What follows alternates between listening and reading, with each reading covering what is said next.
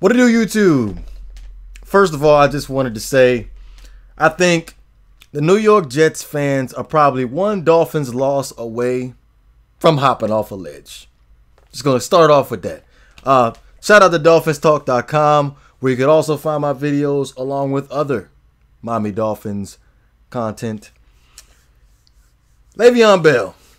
I feel like this is definitely a conversation we have to have. And the reason is because I'm telling you right now, I'm not satisfied with our current running back situation in Miami. Honestly, it was not the way that I was envisioning this when the draft was over. I was like, okay, free agency, Jordan Howard coming in here. I did have my suspicions about Jordan Howard because of the fact that what Chan Gailey liked to do. And then I was like, okay, when Chan Gailey was with the New York Jets, he had Chris Ivory. He figured out how to make it work. And then when Matt Breida got bought into the fold during the draft, when we ended up trading the 5th round pick, I was like, okay, so we got ourselves a two-headed monster here. Only thing is, how's this going to end up working?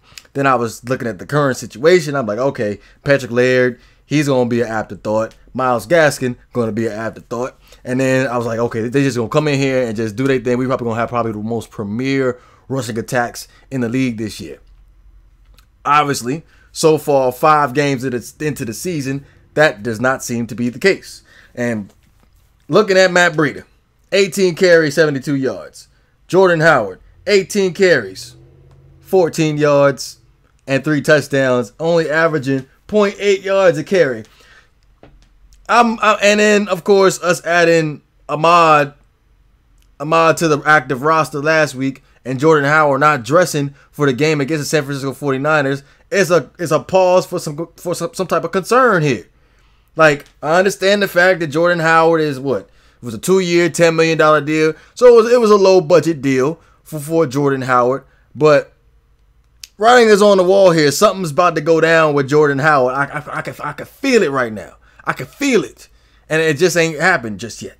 So, with that being said, what gets me thinking for real is perhaps the Dolphins were in talks with the Jets about Le'Veon. This is a long shot right here. This is a long shot. I'm just weighing my options here, but I think it just is too ironic for me right now for Jordan not to dress, and then Le'Veon just ends up being shopped around by the New York Jets starting this week.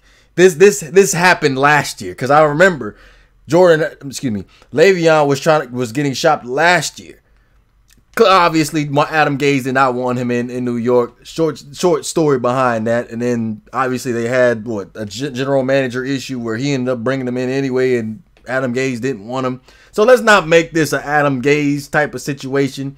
Obviously, Pittsburgh didn't want him due to the contract negotiation situation. If it was any other team, any other coach, I'm pretty sure the narrative would be something completely different. But considering the fact that the narrative is Adam Gase does not like players out of line, so he gets rid of them, of course it's going to sit back and make it look bad on Adam Gase's part. And yeah, Rhinos, I'm looking forward to your comment too. Y'all can sit back and talk about Jarvis Landry. My honest opinion, didn't deserve $75 million to be a slot receiver. You can talk about Mike Pouncey, who was consistently injured all the freaking time, was a liability on the Miami Dolphins offensive line. You can sit back and you can talk about Mike Gesicki. The mofo couldn't block, so he made the damn offense predictable. Straight up like that. He could not freaking block. He can't freaking block. And if you sit back and you look at Mike Gesicki right now, he just comes out in the slot receiver position. 9 times out of 10, his hand is not in the dirt. So let's get that straight right now. Who else did I not cover? Trying to think. Who else? Kenyon Drake. All right, Kenyon Drake. Okay, maybe split duty. In Arizona, the offense, I feel like it's perfect for Kenyon Drake in that offense. I feel like I'm missing somebody. Oh, Devontae Parker. Up until this point, up until 2019, Devontae Parker has not been healthy. And you saw it.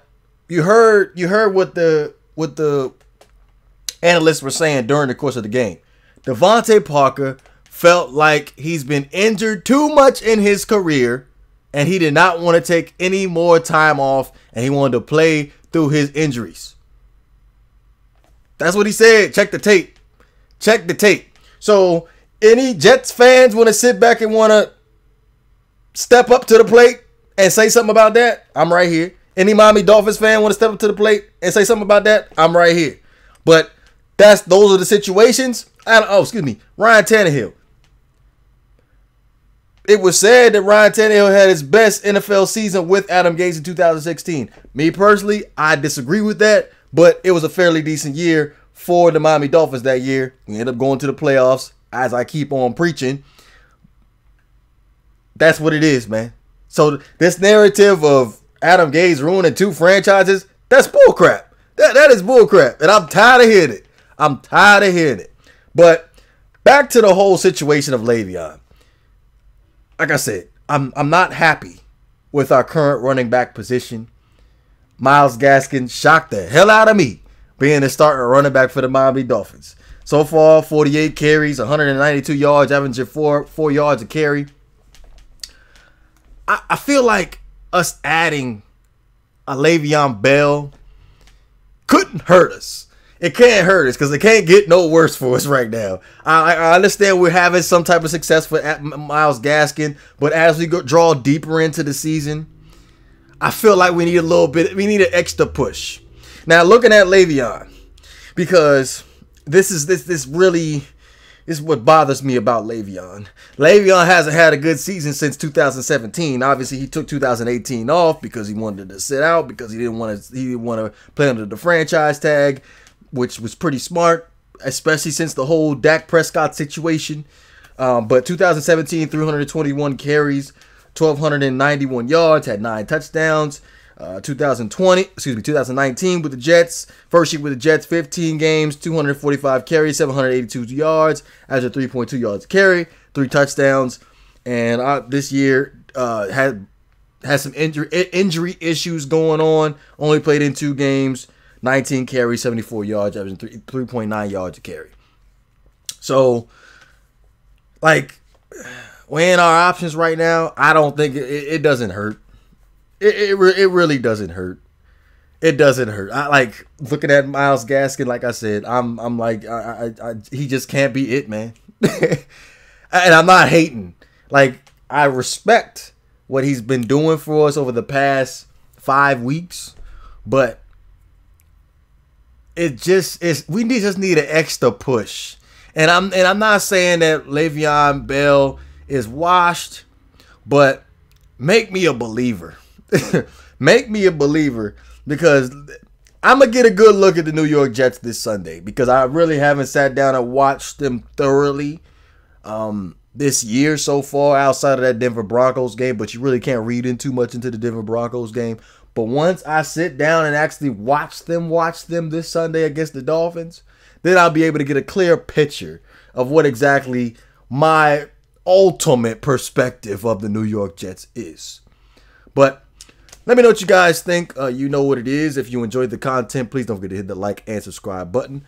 Also, you can find my videos on DolphinsTalk.com along with other Miami Dolphins content. This is GreatOne DeVore. I'm up out of here.